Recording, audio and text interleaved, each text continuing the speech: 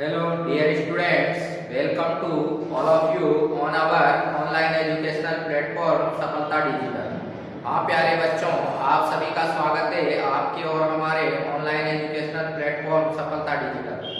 तो देखिए हम आज पढ़ेंगे फर्स्ट चैप्टर कक्षा 10 की गणित का वास्तविक संख्या रियल नंबर्स।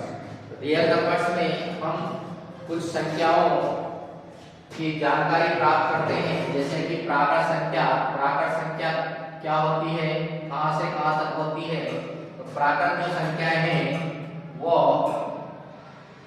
प्राकृत संख्याएं 1 से लेकर अनंत तक की जितनी भी संख्याएं हैं वो सभी क्या है, प्राकृत संख्या है, दशमलव वाली संख्याओं को छोड़कर। तो ये सभी संख्याएं क्या होती है, प्राकृत संख्याएं होती है, इसमें दशमलव वाली संख्याएं नहीं आती। इसके बाद में है पूर्ण संख्याएं। पूर्ण संख्याएं पूर्ण संख्याएं 0 से अनंत तक के जितनी भी संख्याएं हैं वो सब क्या है, पूर्ण संख्याएं। बस इसमें भी दशमलव वाली संख्याएं शामिल नहीं होती। और सबसे छोटी प्राकृत संख्या 1 होती है और सबसे छोटी पूर्ण संख्या 0 होती है। इसके बाद में पूर्णांक संख्याएं आती है। पूर्णांक संख्याएं ये माइनस इनफाइनाइट से और प्लस इनफाइनाइट तक की जितनी भी संख्याएं होती है वो क्या होती है, पूर्णांक संख्याएं।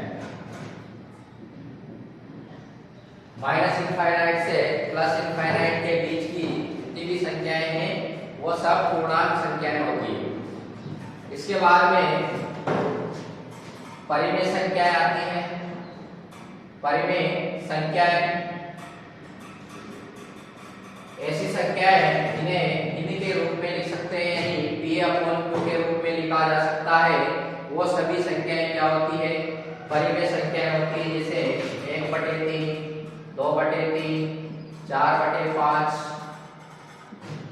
और जितने भी पूर्णांक जो है, पूर्णांक, परिमेय, पूर्ण संख्याएं, प्राकृत संख्याएं, ये सब किसमें आती है, परिमेय संख्याओं में आती है।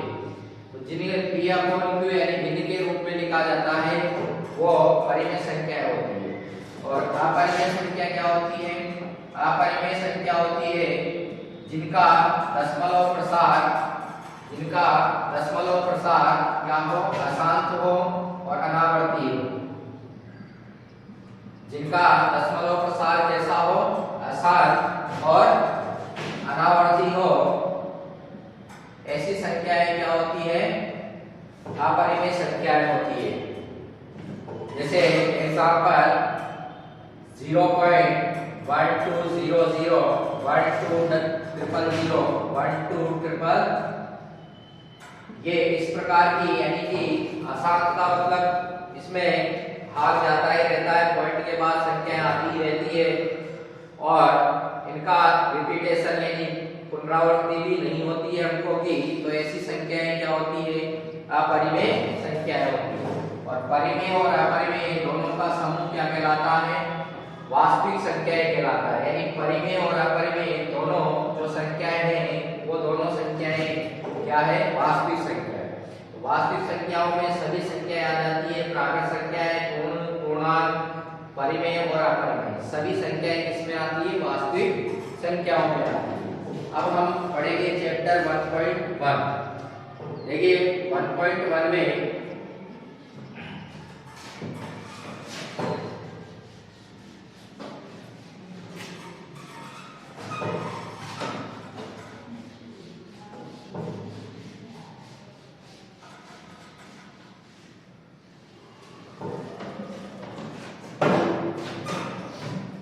ये 1.1 एक्सरसाइज, इसमें पहला क्वेश्चन है, पहला क्वेश्चन है। देखिए पहले क्वेश्चन में निम्नलिखित संख्याओं का एचसीएफ ज्ञात कीजिए, यूक्लिड विभाजन एल्गोरिथम का प्रयोग कीजिए। तो ये 135 और 225 का हमें क्या निकालना है, एचसीएफ निकालना है। 135 और 135 और 225, इनका हमें एचसीएफ निकालना है। तो हम एचसीएफ किस विधि से, यूक्लिड विभाजन एल्गोरिथम, यूक्लिड विभाजन एल्गोरिथम से हम इसका एचसीएफ निकालेंगे। तो कैसे निकालते हैं देखिए, सबसे बड़ी संख्या में जो भी बड़ी संख्या है उसमें छोटी संख्या का क्या देते हैं, भाग देते हैं। जो यूक्लिड विभाजन एल्गोरिथम है, यूक्लिड विभाजन एल्गोरिथम,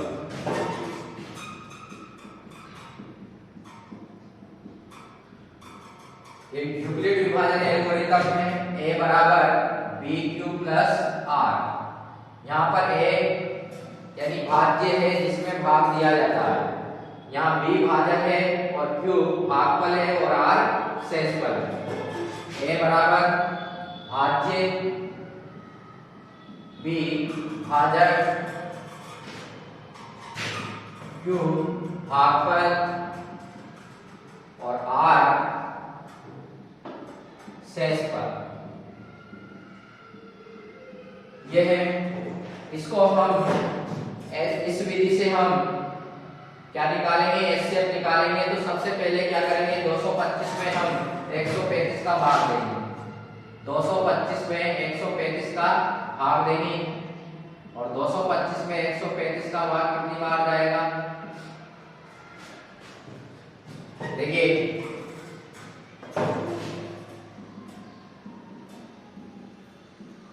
r बराबर शेषफल, 135 का भाग 225 में देंगे, इसमें लगभग 2 बार भाग जाएगा। देखिए कितने हो जाएंगे, 270, 2 बार भाग जाएगा इसमें 225 में 135 का, माइनस करेंगे, 5 में 0 घटाया 5, 12 में 7 घटाएंगे, कितने बचेंगे, 5 यानी 55, 12 में 7 घटाया 5,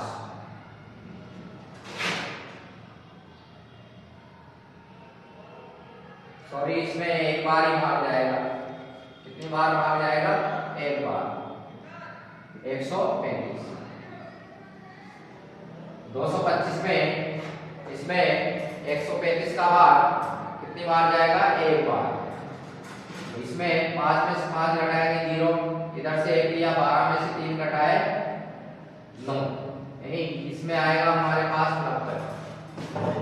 ये फर्स्ट स्टेप थी हमारी, फर्स्ट स्टेप फर्स्ट। इसमें हम क्या लिखेंगे, भाज्य 225 है, इस रूप में जमाएंगे हम यूक्लिड विभाजन एल्गोरिथम के रूप में। 225 भाजक क्या है, 135, भागफल 1, शेषफल है 90। ये हमने इस रूप में इसको जमा लिया है। फिर स्टेप 2 में क्या करेंगे, स्टेप 2 में हम 90 का भाग 135 में लेंगे, 90 का भाग किस में लेना है, 135 में, जो शेषफल आएगा उसका भाग इसमें लेना है, भाजक में लेना है वापस। तो 90 का भाग भी इसमें एक बार ही जाएगा, 5 में से 0 घटाया 5, 13 में 9 घटाया 4, 45। यानी इसको स्टेप 2 में लिखेंगे तो कैसे लिखेंगे, 135 बराबर 90 इंटू 1 प्लस 45। इसके बाद में 45 का भाग 90 में देंगे, जो शेषफल 45 आया उसका भाग भाजक में देंगे, यानी कि 45 का भाग किस में देना है, 90 में। 45 दूनी कितने होते हैं, 90। शेषफल क्या आ जाएगा, 0। स्टेप 3, इसको लिखेंगे तो 90 बराबर 45 इंटू 2 प्लस 0। अब जिसका भाग देने पर 0 आया वही क्या होगा, एचसीएफ। इसमें 0 किसका भाग देने पर आया, लास्ट में 45 का, एचसीएफ क्या होगा, 45। एचसीएफ बराबर 45। जिसका भाग देने पर 0 आता है वही क्या होता है, एचसीएफ। तो हमारा HCF कितना आ गया 45। इसी प्रकार और भी हम क्वेश्चन कर सकते हैं, जैसे कि इसका तीसरा क्वेश्चन हम करेंगे। देखिए पहले का तीसरा क्वेश्चन,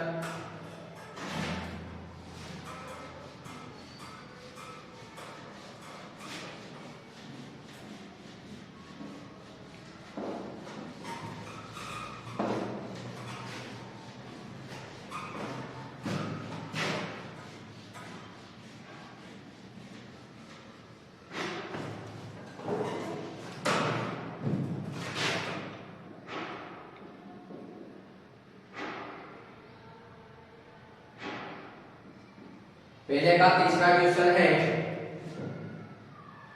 867 और 255। 867 और 255। 255 का भाग 867 में देंगे, 255 का भाग किसमें देंगे 867 में। देखिए इसमें लगभग कितनी बार भाग जा सकता है, 3 बार जा सकता है। तो 3 बार भाग देके देखते हैं। इसमें 255 मल्टीप्लाई 3, 3 पंजे 15, 3 पंजे 15 1 16, 3 दूनी 6 1 7, 765। कितनी बार भाग गया 3 बार, 765। 7 में से 5 घटाएंगे 2, 6 में से 6 घटाया 0, 8 में से 7 घटाया 1, 102। इसको स्टेप 1 में कैसे जमाएंगे?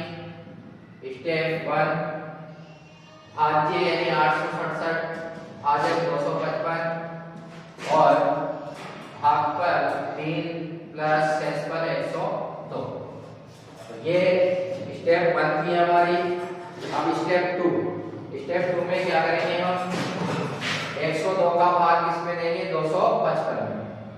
ये 255 में 102 का भाग देंगे कितनी बार 2 बार। 2 दूनी 4, 0 2 एकम 2।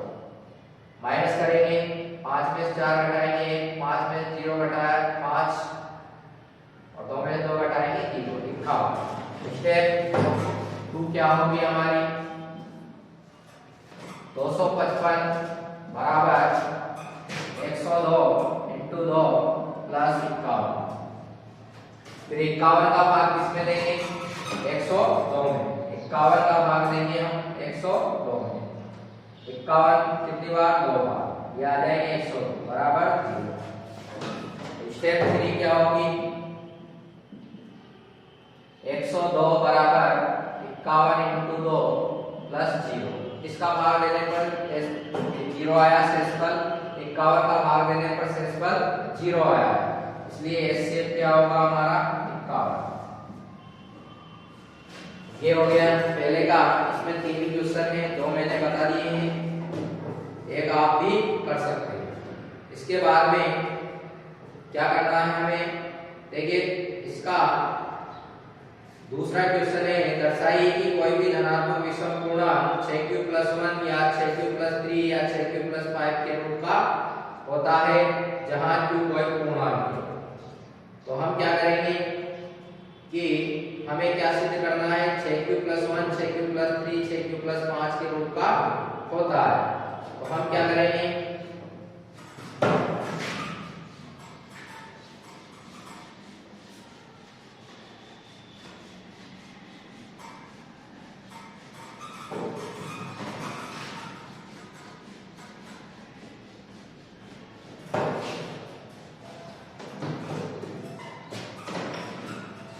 दूसरा क्वेश्चन देखिए, हमें सिद्ध करना है कि कोई भी धनात्मक विषम पूर्णांक जो होता है वो 6q+1 6q+3 6q+5 के रूप का होता है। तो हम क्या करेंगे? माना विषम धनात्मक पूर्णांक को हम क्या मान लेंगे? विषम धनात्मक पूर्णांक ए क्या है? विषम धनात्मक पूर्णांक ए है।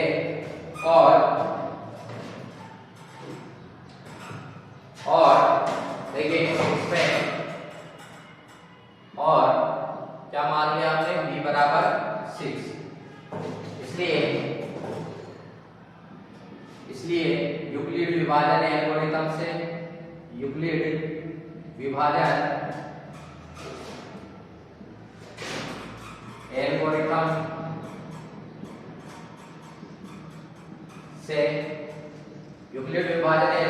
से क्या होगा, a बराबर 6q प्लस r, यानी 6 या b के स्थान पर हमने क्या रख दिया 6 a बराबर 6q प्लस r। यहाँ पर जब भाजक 6 है तो r की वैल्यू या तो 0 से बड़ी होगी, r बराबर 0 से बड़ी या 0 के बराबर, और 6 से क्या होगी छोटी, यानी शेषफल हमेशा भाजक से छोटा आता है। तो शेषफल या तो 0 के बराबर या 0 से बड़ा या 6 से छोटा होगा। इसको धनात्मक पूर्णांक किस रूप का हो सकता है, यानी r की वैल्यू क्या क्या हो सकती है 0 1 2 3 4 5 ये हो सकती है। तो देखिए हम जो धनात्मक विषम पूर्णांक है वो किस रूप का नहीं हो सकता, किस रूप का होगा वो देखो। a बराबर इसमें r की वैल्यू रखेंगे 6q प्लस r के स्थान पर हम 0 रखते हैं, फिर a बराबर 6q प्लस 0, इधर a बराबर 6q प्लस 1, a बराबर 6q प्लस 2, इधर a बराबर 6q प्लस 3, a बराबर 6q प्लस 4, इधर a बराबर 6q प्लस। देखिए ये जो इधर के हैं ये तो 2 से विभाजित है, इसलिए ये धनात्मक विषम पूर्णांक नहीं हो सकते, और ये 2 से विभाजित नहीं है इसलिए ये धनात्मक विषम पूर्णांक है। देखिए क्या लिखेंगे, क्योंकि 6q प्लस 1 6q प्लस 3 और 6q प्लस 5 2 से विभाजित नहीं है, इसलिए ये धनात्मक विषम पूर्णांक है। इतना हम इसमें लिख सकते हैं, जिसमें ये हमारा सवाल सॉल्व हो चुका है। अब हम आगे बढ़ रहे हैं। देखिए किसी पीरियड में, तीसरा क्वेश्चन है, किसी पीरियड में 600, ये हमारा क्वेश्चन हो चुका है। सेकंड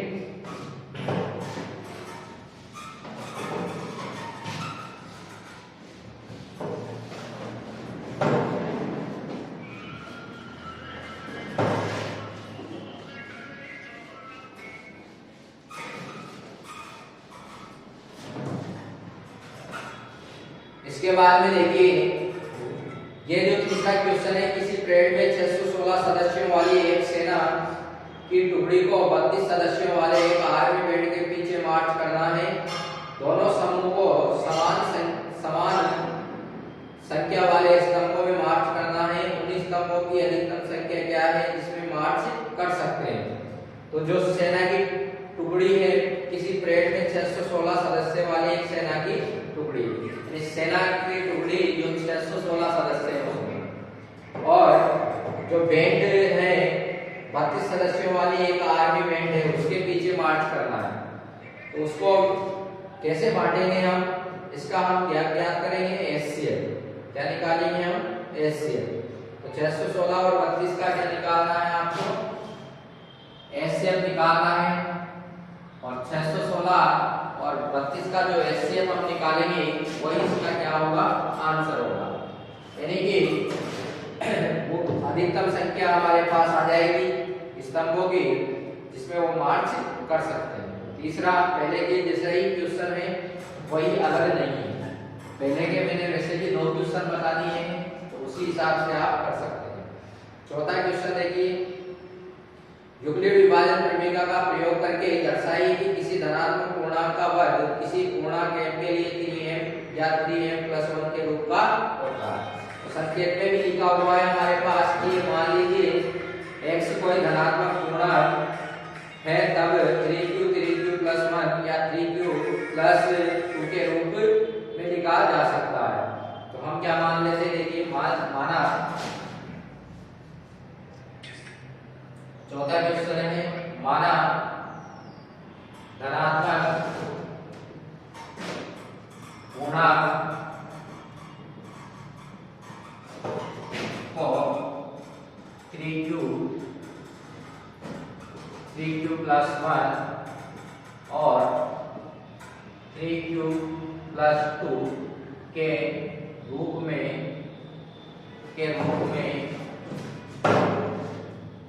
लिखा जा सकता है। यह है। अब देखिए इसमें हम क्या करेंगे, हमने मान लिया कि जो धनात्मक पूर्णांक है उसको 3q+1 3q+2 के रूप में लिख सकते हैं। अब हमें सिर्फ क्या करना है कि ये जो पूर्णांक है वो 3m+1 के रूप का होता है। देखिए हम क्या करेंगे, इस रूप का है, इस रूप में लिखा जा सकता है और x एक धनात्मक पूर्णांक है, या चाहो तो लिख लो, माना है x धनात्मक पूर्णांक को कोष्टक में इधर लिख लो, ये x कोई धनात्मक पूर्णांक है, उसको 3q+1 3q+2 के रूप में लिखा जा सकता है। x बराबर हम क्या ले लेते हैं 3q, इसका वर्ग करेंगे, वर्ग करने पर वर्ग करेंगे x की स्क्वायर 3 का स्क्वायर 9 q का स्क्वायर q स्क्वायर। अब देखिए इस 9 को हम क्या लिख सकते हैं, इसके टुकड़े करते हैं तो 3 × 3 यानी कि ये आ जाएगा हमारे पास 3q², और इसको हम m मान लेंगे, जहां m बराबर 3q²। इसको हमने क्या मान लिया m, और इसके स्थान पर हम क्या रख देंगे m रख देंगे, तो ये हो गया 3m। यानी कोई भी धनात्मक पूर्णांक है उसका वर्ग किस रूप का होता है, 3m के रूप का होता है। इसी प्रकार हम सिद्ध करेंगे कि 3m+1 के रूप का होता है। x बराबर हम क्या ले लेते हैं 3q+1, और वर्ग करेंगे, वर्ग करने पर वर्ग करेंगे x² 3q+1 का होल स्क्वायर, x², इसको a + b का होल स्क्वायर से खोलेंगे तो a + b का होल स्क्वायर होता है a² + 2ab + b²। a का स्क्वायर है 3q का स्क्वायर, तो 3q का स्क्वायर क्या होगा 9, 3 का स्क्वायर 9 q²। 2ab यानी कि 2ab, 2 को ऐसे a 3q है तो 2 से मल्टीप्लाई करेंगे ये हो जाएगी 6q, और 1 से मल्टीप्लाई करेंगे 6q, प्लस b का स्क्वायर है 1 का स्क्वायर 1। इसके बाद में इनमें से कॉमन ले लेंगे, दोनों में से पदों में से क्या कॉमन ले लेंगे हम, 3q कॉमन आ जाएगा, यहाँ बचेंगे 3q+2 + 1। इसे को पूरे को हमें m मान लेंगे। देखिए जहाँ m बराबर q कोष्टक 3q+2 है, ये हमने m मान लिया, x² बराबर 3m+1, तो ये हमारा आ गया। तो हम क्या कह सकते हैं कि जो धनात्मक पूर्णांक का वर्ग होता है वो किसके रूप का होता है, 3m+1 के रूप का होता है। यह हम नीचे लिख सकते हैं, या तो हम कह सकते हैं कि धनात्मक पूर्णांक का वर्ग 3m+1 के रूप का होता है। इसी प्रकार हम इसका अगला क्वेश्चन, इसमें घन, वही घन वाला फॉर्मूला लगा के हम इसको सॉल्व कर सकते हैं। इसी प्रकार हम आगे बढ़ते हैं 1.2।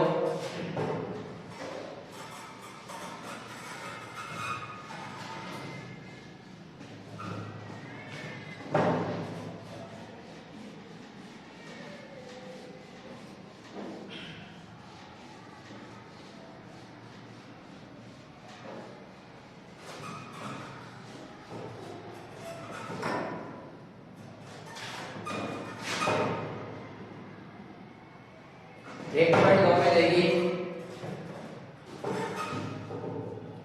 निम्नलिखित संख्याओं को अभाज्य गुणनखंडों के गुणनफल के रूप में व्यक्त कीजिए। तो इनको अभाज्य गुणनखंडों के गुणनफल के रूप में व्यक्त करना है, जो कि हमने पहले जो छोटी क्लासों में भी हमने पढ़ रखे हैं ये। तो देखिए पहला क्वेश्चन है पहले का 140, इसका अभाज्य गुणनखंडों के गुणनफल के रूप में लिखेंगे। तो 140 दो का भाग देंगे, इसमें सम संख्या है तो 2 7 14 0, फिर 2 का भाग देंगे 2 3 6 1 बचा 15 10 2 5 10, इसमें 5 का भाग देंगे 5 7 35 7 एकम 7। तो इसको क्या लिख सकते हैं 140 को हम 2 कितनी बार 2 बार, तो 2 का स्क्वायर 5 × 7, ये हो गया अभाज्य गुणनखंडों के गुणनफल के रूप में। इसी प्रकार अगला क्वेश्चन है 156,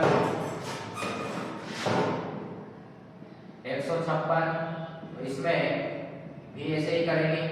2 का भाग दिया 2 7 14 1 बचा 16 2 8 16, फिर 2 का भाग देंगे 2 3 6 1 बचा 18 2 9 18, इसमें 3 का जाएगा 3 एकम 3 3 4 13। ये 156 बराबर 2 2 बार आ रहा है तो 2 का स्क्वायर 3 × 13, ये हो गया अभाज्य गुणनखंड के रूप में। इसी प्रकार आप और भी क्वेश्चन कर सकते हैं। देखिए नेक्स्ट क्वेश्चन हमारे पास है पूर्णांकों के निम्नलिखित युग्मों पर एचसीएफ और एलसीएम ज्ञात कीजिए तथा इसकी जांच कीजिए कि दो संख्याओं का गुणनफल एचसीएफ × एलसीएम होता है। देखिए सेकंड क्वेश्चन हम करेंगे, ये तो था फर्स्ट।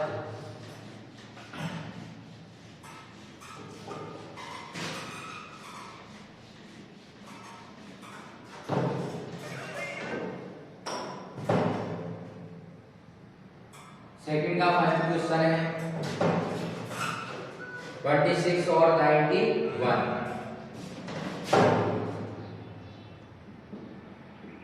इसमें सबसे पहले हम एचसीएफ और एलसीएम निकालेंगे और फिर इसका सत्यापन करेंगे कि दो संख्याओं का गुणनफल किसके इक्वल होता है एचसीएफ × एलसीएम। कैसे निकालेंगे एचसीएफ, इनके अभाज्य गुणनखंड के रूप में लिख लेते हैं इसको। 21 का अभाज्य गुणनखंड 21, इसको 3 7 3 × 7 लिखा जा सकता है।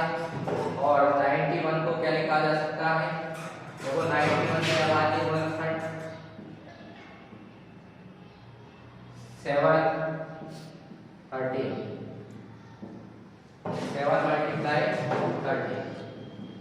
यानी 21 के 3 × 7 और 91 के 7 × 30। एचसीएफ 7 कॉमन आ रहा है तो ये तो हो जाएगी एचसीएफ, और एलसीएम क्या होगा 3 × 7 तो आएगा ही सही, एचसीएफ तो आता ही है। तो बाकी संख्याएं बची है वो भी हम एलसीएम में लेते हैं। तो ये इसका एलसीएम जो एचसीएफ होगा वो तो हो जाएगा 7, और एलसीएम क्या होगा देखिए, सॉरी इसमें जो 21 के स्थान पर 26 है, तो इसका हम देखिए 26 के अभाज्य गुणनखंड करेंगे तो 2 से डिवाइड करेंगे 13, और 13 1 जा 30, और ये 91 है।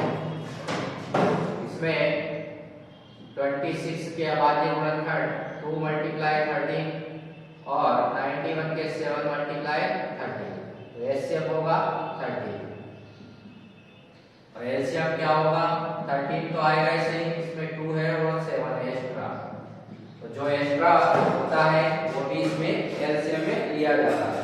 तो एलसीएम क्या हो जाएगा, देखिए एलसीएम हो जाएगा 13 × 26, 26 को 7 से गुणा करेंगे 7 × 42, 7 × 14 14 दिया 42, और 14 एकम 14 182, ये हो जाएंगे एलसीएम। अब हमें सिद्ध करना है कि एलसीएम इंटू एचसीएफ दोनों संख्याओं के गुणनफल के इक्वल होता है। चेक करेंगे सत्यापन। 26 मल्टीप्लाई 91 किसके इक्वल होता है? HCF multiply LCM. तो 26 को पहले 91 से मल्टीप्लाई कर देते हैं। 91 26 6 1 जा 6 6 9 जा 54 2 1 जा 2 18 6 6 3 2366। इधर एचसीएफ कितना आया हमारे पास 13, तो ये आया 182 एलसीएम। इसको मल्टीप्लाई करेंगे 13 2 जा 26 6 और इसमें 13 8 जा 104 2 ये 6 10 13 10 23 इक्वल है यानी RHS is equal to LHS। ये सॉल्व हो गया यानी जो दो संख्याओं का गुणनफल है उनका किसके इक्वल है? एचसीएफ मल्टीप्लाई एलसीएम के। इसका हम और भी नेक्स्ट क्वेश्चन हम कर सकते हैं। इसमें मैंने क्वेश्चन बता दिया है, 3 क्वेश्चन थे। इसी प्रकार आपको जो अगले क्वेश्चन है वो भी इसी प्रकार आपको कर देना है। इसके बाद में देखिए तीसरा, अभाज्य गुणनखंड विधि द्वारा निम्नलिखित पूर्णांकों के एचसीएफ और एलसीएम ज्ञात कीजिए। तो ये भी इसी प्रकार है सेम। फिर भी देख लो इसमें 3 संख्याएं हैं, एचसीएफ और एलसीएम ज्ञात करना है। तो पहला क्वेश्चन है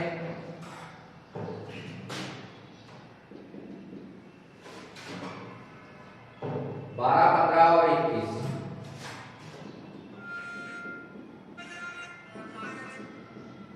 इसका हमें एचसीएफ और एलसीएम निकालना है। तो 12 के अभाज्य गुणनखंड क्या होंगे? 2 इंटू 2 इंटू 3 और 15 के अभाज्य गुणनखंड क्या होंगे? 3 इंटू 5 और 21 के 3 इंटू 7। तो देखिए क्या कॉमन मिल रहा है एचसीएफ के लिए? एचसीएफ तो हो जाएगा 3 और एलसीएम क्या होगा? ये 2 भी आएंगे, 2 इंटू 2 और 3 आएगा इसे एचसीएफ में, 5 और 7 सभी आएंगे। एलसीएम मल्टीप्लाई करेंगे इसमें, तो मल्टीप्लाई करेंगे तो क्या होगा? देखिए मल्टीप्लाई 2 2 4 4 दिया 12 12 5 60 और 7 से मल्टीप्लाई करेंगे 6 7 भी आएंगे 420। ये हो जाएगा हमारा एलसीएम। इसके बाद में हम क्या करेंगे? देखिए एचसीएफ निकाल लिया हमने और एलसीएम निकाल लिया। तो यही हमें ज्ञात करना था अभाज्य गुणनखंड विधि से, तो ये हमने कर लिया है। इसके बाद में चौथा क्वेश्चन दे रखा है, इसमें एचसीएफ दे रखा है, एलसीएम भी हमें निकालना है।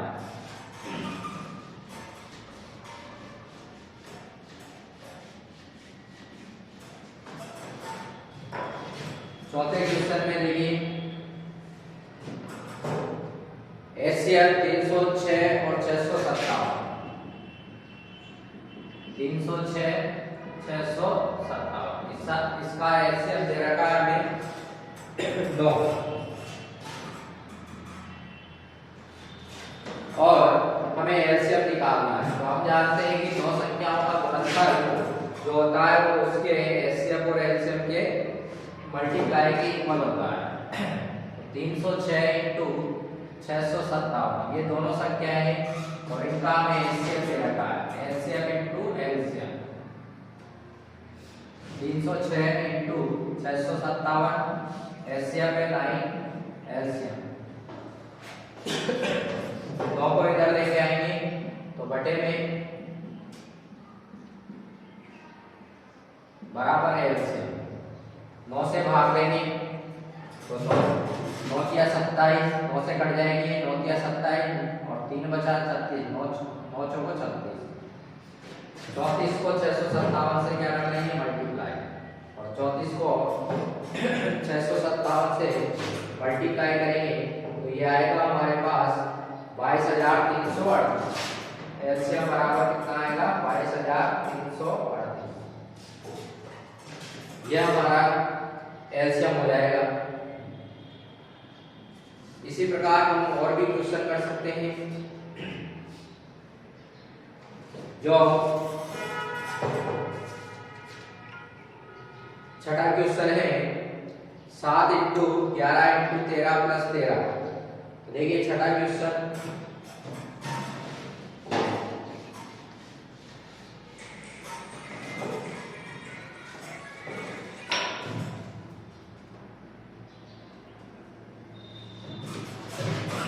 7 × 11 × 13 + 13 ये है। इसमें क्या करेंगे 13 कॉमन ले लेंगे, 13 कॉमन ले लिया तो अंदर बचा 7 × 11 + 1। 13 इसमें से लिया और 13 इसमें से लिया, 13 × 11 को ये हो जाएंगे टोटल 78। सोल्व करेंगे 11 7 77 1 78।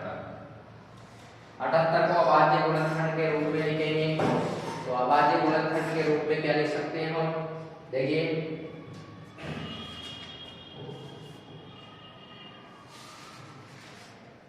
इसको 78 को अभाज्य गुणनखंड के रूप में कैसे लिखेंगे, ये 78 2 का भाग देंगे 2 × 6 1 बचा 2 9 18 3 एकम 3 3 3 ये आ जाएगा 2 × 3 × 13। तो इसको क्रम से जमा लेते हैं हम, 2 × 3 × और 13 × 13 का स्क्वायर डबल भाग।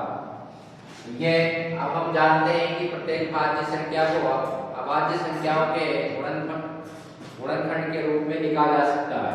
तो ये अभाज्य संख्याओं के गुणनखंड के रूप में है, अतः ये क्या है भाज्य संख्या है। इसी प्रकार 7वां क्वेश्चन है, किसी खेल के मैदान के चारों ओर एक वृत्ताकार पथ है। इस मैदान का एक चक्कर लगाने में सोनिया को 18 मिनट लगते हैं, जबकि इसी मैदान का एक चक्कर लगाने में रवि को 12 मिनट लगते हैं। मान लीजिए कि दोनों एक ही स्थान और एक ही समय पर चलना प्रारंभ करके एक ही दिशा में चलते हैं, तो कितने समय बाद पुनः प्रारंभिक स्थान पर मिलेंगे। तो ये हमें एक तो दे रखा है कि एक 12 मिनट में एक चक्कर पूरा करता है और एक 18 मिनट में, तो दोनों पुनः प्रारंभिक स्थान पर कब मिलेंगे। तो कुछ नहीं करना है ज्यादा, इसमें 12 और 18 का एलसीएम निकाल लो, 12 का और 18 का क्या निकाल लो एलसीएम। तो हमारा क्या होगा आंसर 2 × 12 2 × 6 3 एकम 3। इसमें 2 × 18 3 × 9 3 एकम 3। 12 बराबर 2 × 2 × 3 और 18 2 × 3 × 3। जो भी एलसीएम होगा वही क्या होगा आंसर। एलसीएम में ये मिल रहा है, ये मिल रहा है, 2 ले लेंगे 3 ले लेंगे, जो नहीं मिल रहा है वो भी ले लेंगे, 2 और 3 नहीं मिल रहे हैं, क्या होगा 2 × 6 12 12 36। कितने मिनट बाद मिलेंगे वो वापिस 36 मिनट बाद वापिस मिलेंगे। तो ये हमने 1.1 और 1.2 पढ़ ली है, 1.3 और 1.4 हम अगले लेक्चर में पढ़ेंगे। तो धन्यवाद, आज के लिए यही समाप्त करते हैं।